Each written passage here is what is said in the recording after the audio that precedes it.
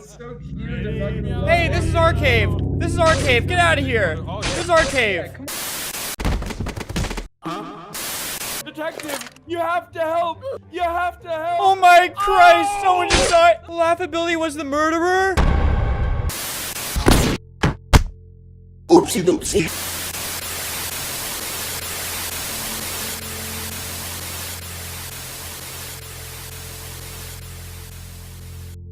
You've probably heard of the game Murder Mystery 2. It's a classic game on Roblox, and one that's been around for a very long time, nearing a decade now. But it wasn't always the only one.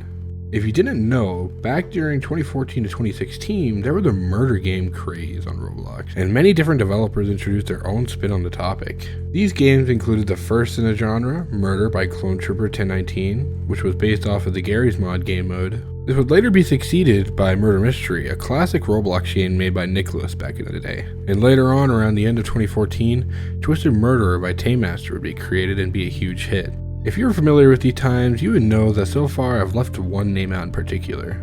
This is The Mad Murderer, a game created by Lawless. Back in the day, this was a major competitor to all the other murder games, and was unique with the goofy custom characters you could play as in the game, which at the time served to make teaming between friends a bit difficult. There's a lot I can say about this game at the time, but for the sake of keeping on topic, let's talk about something not many people knew about the game. Back in the day, the Mad Murderer had a secret in the lobby. If you looked into a specific corner of the map, waited a bit, and then turned around, you'd be teleported to a broken down, rusted version of the lobby. As far as I'm aware, this was all there was to it, and there wasn't any major lore or anything secret along with it. If you play the current edition of the Mad Murderer X and go into this corner, you can come across a slightly altered version of this original lobby for yourself. But ultimately, this led nowhere, and people were just left with this eerie space with nothing to attach to it. This brings us to 2019. In 2019, the Taco Masters, a group created back in the day as a clan for the original Mad Murderer, had repurposed itself as a modern day copy of the Mad Murderer, due to the original game being broken and abandoned.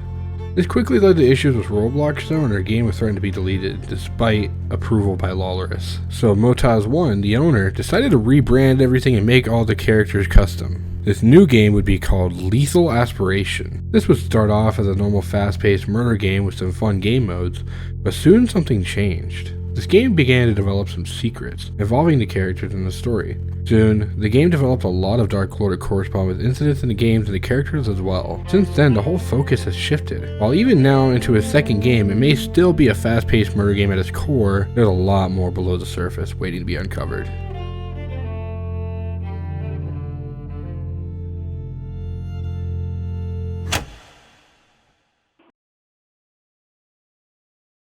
A small disclaimer before continuing.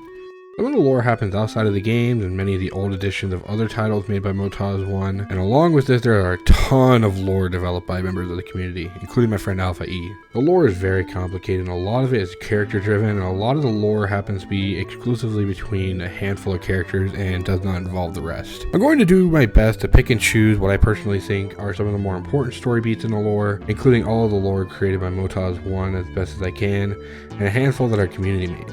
Unfortunately, due to the sheer volume, that means I won't be able to cover everything. In the future, there may be plans for videos to cover specific storylines I gloss over in this video, or don't even touch on, but this one exists to introduce people to the extensive and deep lore this game contains. July 2019. What would later be called Lethal Aspirations was created, first called the Mad Murderer Remake. When you join this game, you start off in the lobby, which is a hospital area. In the beginning, the game was simple and straightforward, just a fast-paced murder game with silly characters. But map secrets began to show up, telling parts of stories people hadn't understood yet. Mysteries without clear answers, and eventually it would all culminate in a major way. Before we go there, I want to introduce you to some of our main characters that we are going to be dealing with to get an understanding of the game. Another small note I want to emphasize is how difficult it is to gather information on events in the past, due to a smaller dedicated lore audience back in the day, and because of this, most things involving LA1 aren't that common knowledge now and are pretty much forgotten. With that in mind, let's move on. First, we have Alice. She is part of an experimental line of characters created by RoboScrub, Terry, and Robert. Beyond being involved in creating Alice, as well as an evil version of her, not much is known about this trio. Alice appeared to everyone as a kind and pure character without really any evil or murderous intent, the opposite of what the first variant created, her being the second. The next character we want to look at is Andy. Not much is known about his past, but one thing is, at some point in the past he made a deal with another person for the power to disguise as other people, as long as he wears their clothes. And he's also considered the poster boy of the game, being on all the covers and just sort of an icon. This is Tanika. She is not of our world, a being who was banished from her original realm. She's blind but claims the voices guide her hand. According to her wiki page, she had killed a cast member named Jonas a little after moving into LA2, resulting in him being removed from the game. Next, I want to introduce you to Fran. Due to reasons I'll cover later, I believe Fran had some sort of military background prior to the events of the game. And during the events of LA1, he was a very secretive character, making mystery appearance in many of the map's Easter eggs people came across. Having gone through our notable characters for this plotline, we can begin to discuss all the different secrets around Lethal Aspirations 1. The first one starts in the shipping boat map, where you can find this key up in the console near the top. After finding this key, you go to the map called Calm Time, which I will talk about more later. First, you must go into the basement and cut this power line, and after that's done, you may go upstairs, open this closet with the key, and inside you will find a girl with a knife plunged into her chest. The next puzzle begins with going to the strip ball map, throwing a knife into this light switch, which causes it to bleed. All over the map, demon writings begin to appear, and the map begins to turn red, with the demon beginning to hunt you. And you must click all of the demon writings before you are killed. Finally, you must collect this glowing sphere in the center of the map. After accomplishing this, you will go to Aram House. You find this fork in the corner of the map, bring it to this microwave, and enter the hole that explodes from the wall. You'll find Fran sitting in a bathtub with a dark liquid that is probably blood. Once you click on him, the orb descends into the tub, turning the liquid clear, and then Fran vanishes. After this, gray text pop up on your screen saying, "You can do this. You can save us." Finally, the last puzzle that exists is to go into the shop, enter the code RAID READY, and then go to the computer and click on the mouse. You will be teleported to a different game, where you are some sort of military guy who is fighting off a SWAT team raiding the home. This goes on for a long time and is very difficult to accomplish without cheesing the bots. Eventually, through discoveries made by the community, it became known that the world our characters reside in is a sort of purgatory realm, created to keep them constantly killing each other in different ways. In other words, every single round player played in was canon to the lore. Every person you as a player might have murdered was murdered in the purgatory realm, years passing here while no real time from their home dimension passes. People weren't sure if there was a cause or explanation for their circumstances, but they knew one thing for sure: it had to end.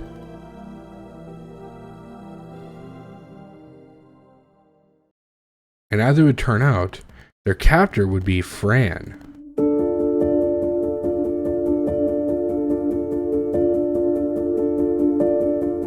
In late 2020, Lethal Aspirations 2 would be created, and although it wasn't made super clear immediately, it became clear that some event involving the characters resulted in many of them escaping from the purgatory and stripping their captor of its powers. In the Lethal Aspiration 2 lobby, we are put into the Bruh Cinema Theater, and the goal was to create movies based on the events people experienced in Lethal Aspiration 1. This theater is believed to be directed by Andy and Lucy. One thing that is known at this point is that some of the characters remember what happened during their time in the Purgatory realm, while other returning characters are oblivious to what occurred.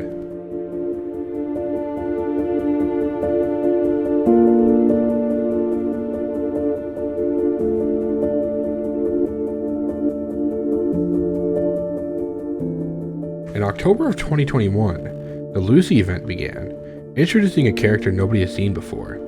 Your objective was to fight her, and when you enter this event, this string of dialogue would appear.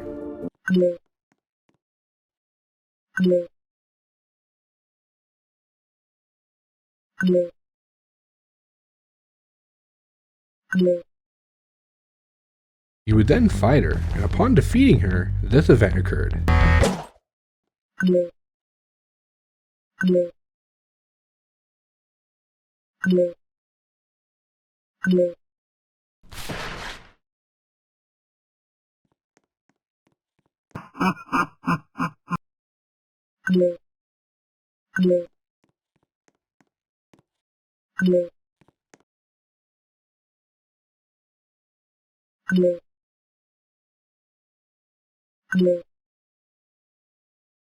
Fran appears once again and attempts to take back the power taken from him.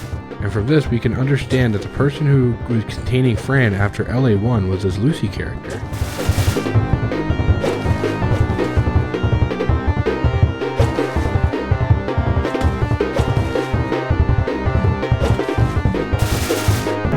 Once the player had defeated Fran, the event would reach its conclusion, where you have a final confrontation with Lucy, and she explains many things going on, as well as hints to who she truly is.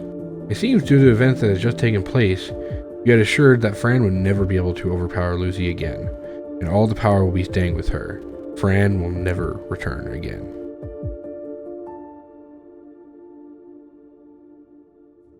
As it would turn out, Lucy was later confirmed by the owner to be Alice, the experiment created in Lethal Aspiration 1. This would make sense, as the goal of transferring Fran's power would require someone who was seen as pure to possess it, for the good of the rest of the cast. It would be confirmed by the Lucy event that many members of the cast escaped from Fran's purgatory before he was stripped of his powers. Those who were unable to escape were returned to where Fran had taken them originally, while the others would continue to carry the memories with them. Known cast members who can remember what happened usually possess the dangerous animation set, such as Andy, Lucy, and Tanika.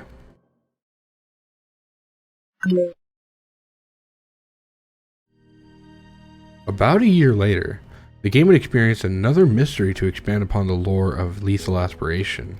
This time, the event was a complete secret hidden inside this mini spooky update. As of now, I'm not entirely sure how the event was discovered by players, but I am able to walk you through the main segments of the event without going over ciphers and codes that went into discovering them. This event begins with you outside of this building. When you enter and stand near the computer, you are able to access it, and it puts you into a dark cave with only a candle to see around. While exploring, you will find a knife and a radio, which upon picking up plays this audio. I'll go into my thoughts about this after, but let's continue with the event. After you return to the computer, you can use the knife to go outside behind the fence and throw it against invisible blocks to know where to jump to reach the weird contraption on the other end. Up top, you grab a key and then make your way back. After making it back, you will find that this doorway is open, and walking down it will lead you to get knocked out. When you come to, you open your eyes and see who else but Fran. Fran explains that you spooked him, but then says let's not waste time, before equipping a gun and following you. You enter the next area where a bunch of husks begin to spawn and attack you. Once you defeat this wave, you move on and end up at the Calm House map, where more husks are inside the house, and you and Fran have to go inside and wipe them all out. Upon completing this, Fran will begin to talk to you.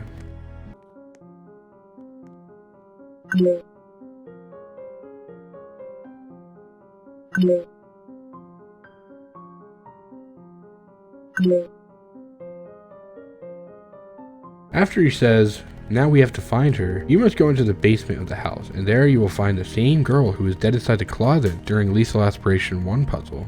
When you find her, he begins to speak again.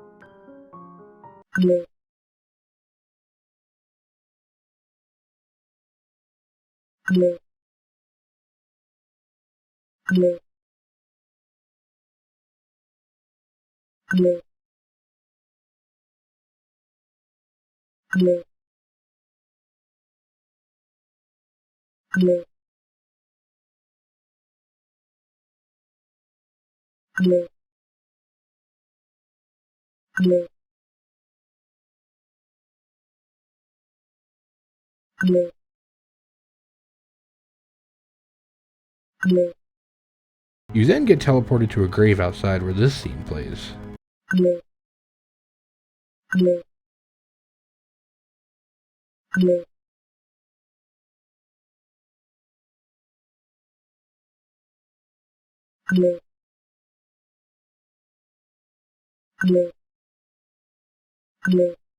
Again, after this is done, you are teleported to another location, which is a weird fleshy type room with a map of the cave section of the Lethal Aspiration 1 lobby map on display in the center.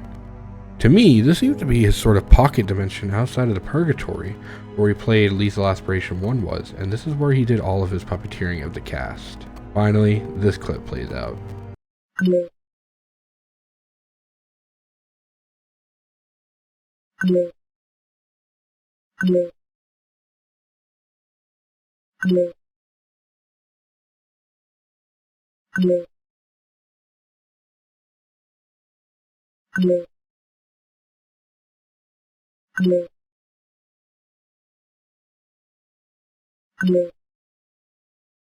After this, you are given two options. Shoot Fran, or attempt to take him with you. Ultimately, your choice really doesn't matter here, but if you attempt to take him with you, he will just knock you out and sacrifice himself for you to be able to make the jump between realms. If you shoot him, you will be able to walk out fine on your own. What does change is the dialogue after the door. If you attempt to take him with you, it says, "You eventually wake up to see no sign of Fran anywhere. Lucy tells you he's gone. It seems he sacrificed his existence to allow yours. She explained that he was the last Fran left, so he won't be able to come back. Maybe it's for the best. Remembering what he told you, you promise the universe that you won't forget him. Lucy scolds you for going on this adventure and sends you back to the cinema. If you do shoot him, this text appears. As you exit the gate, Lucy is there to greet you. Lucy tells you how stupid it was to save Fran. She explained that he was the last Fran left, so he won't be able to come back. It's over. He wasn't the best, and he wasn't the worst. Lucy scolds you for going on this adventure and sends you back to the cinema.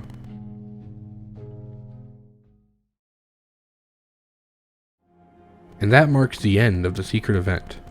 I'm going to now attempt to compile everything I know about what we just discussed into a coherent story. The military guy we play as who was fending off the SWAT team was Fran, and he was defending himself in his own home. There's a chance that Fran was Air Force due to the fact that the radio was talking about flight levels when we picked it up. The reason for the raid was due to his adopted daughter's murder, which he was framed for. He managed to fend himself off against the SWAT team with nothing but a knife, and this killing spree seemed to drive him over the edge, as well as the loss of his daughter, Aoi. At some point after this, and the start of LA1, Fran was gifted with immense power. Due to his insanity from his grief, as well as the gifts having the potential to change their host, proven with Alice's change to Lucy, he decided to create a sort of hell for his daughter's murderer, as well as other known killers, gangsters, mafioso, and even some innocent people. This hell is where they would be forced together to kill each other for eternity. Unfortunately for him, somehow some of the cast escaped, and because of this, some of the escapees were able to overthrow Fran, and they chose Alice to serve as his new warden, using his own powers against him. But it wasn't quite enough. Manipulating the player, Fran was able to get them to dampen Lucy's hold over him, and then he seized the opportunity, blowing up her head and attacking the player. Unfortunately for him, he would fail at this final hurdle, falling before the player. Lucy, being too powerful to die at this simple attack, would then ensure that Fran would never be able to amass more power than she possessed. This here is kind of speculation, but I am assuming she did this by killing off every Fran in reality, even the good ones. And that's what brought us to the secret event. The last variant of Fran managed to evade Lucy and get in contact with the player. The player would then travel through Fran's memories and discover the truth to his nature. Knowing why he became what he was, the player became empathetic for him. But it was too late. As to ensure the player could return home, he had to give his life one way or another. This ensured the death of the final Fran. He would never come back for sure this time.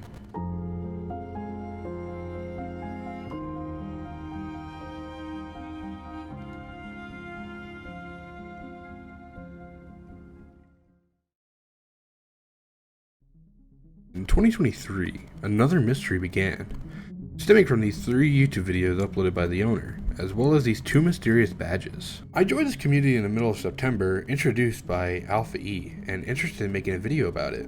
While filming, I worked with a lot of experienced lore hunters to help create the timeline presented in this video, but while doing that, I accidentally put the lore hunters on the path to uncover the 2023 mystery. I didn't help all that much, but I was involved with them while it happened, and I became one of the very few to obtain the badges. Soon after this, the disaster struck for the community. Roblox announced their intention of banning use of catalog items in games that the owner didn't own, which spelled the end of lethal aspiration as we knew it, due to how custom characters are made. In a very frustrated state, the owner hastily deleted all the characters from every game, even the spin-offs, to avoid trouble with Roblox. As the game stands, despite Roblox delaying the update to modify the terms, the owner doesn't seem to intend to bring back the characters anytime soon. This could very well mean the end of the community, a very unfortunate situation. Here's to hoping the game will be able to continue their use of the characters soon and the community will be able to get back on their feet from there. Before I end this, I want to thank bubaseb, ARFBH, and Ace the Gamer for their help gathering information to create this video. It means the world.